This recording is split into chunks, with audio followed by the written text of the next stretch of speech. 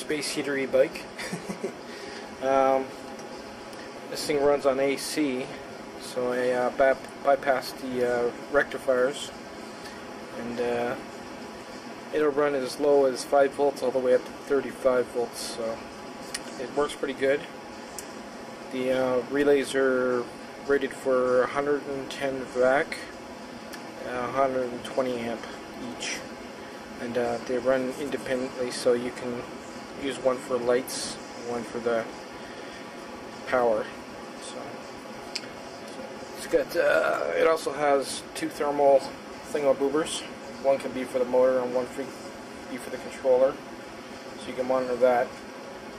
I'm just going to set it up so this button here applies the power to the board, but it won't actually run the main power to the e-bike through that. There won't be any load on that, just for the board. The board will take care of the relay. The relay will take all the power from the battery. Take the full load anyway. So I'm going to test to see if it works. I got some Andersons set up on it. I've done this in the past, so I knew it would work. A little bit of modification.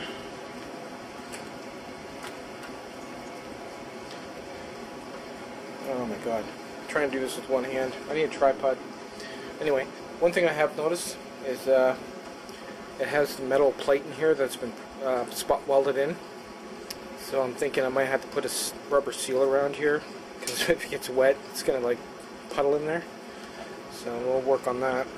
These are solid steel, so it's nice for the top of it. Anyway, let's see if we can get this thing fired up.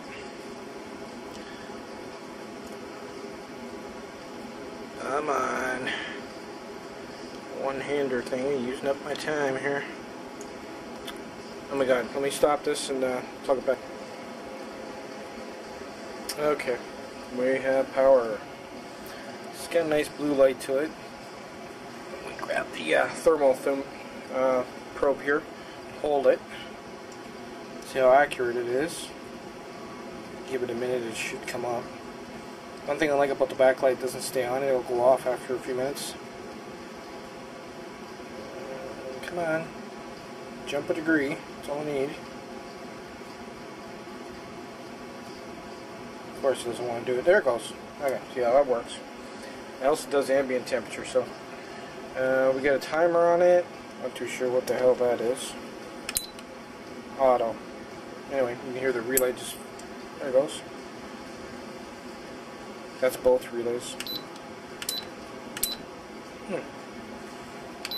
Then you get your temperature set.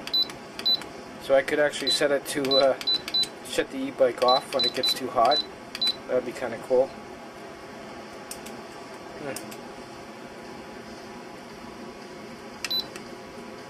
There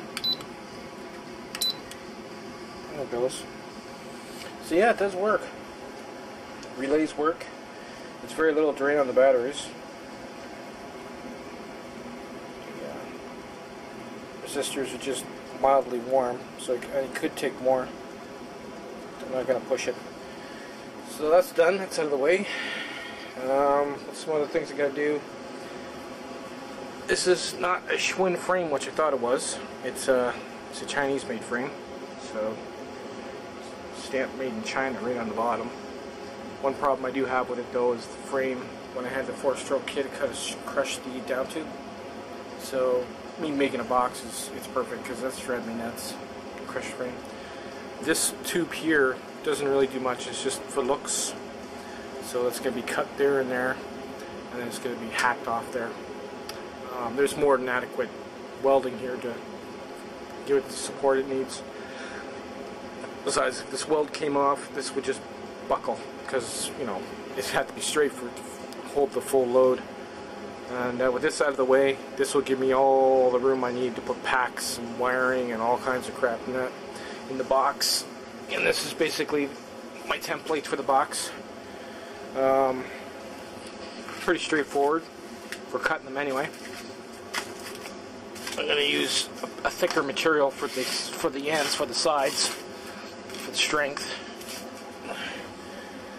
And then the sides will be a thick, thinner material, and then there'll be some kind of sound dampening material on the inside to shut it up so it doesn't ring when you're riding around. It looks pretty big on the camera, but it's not that big really.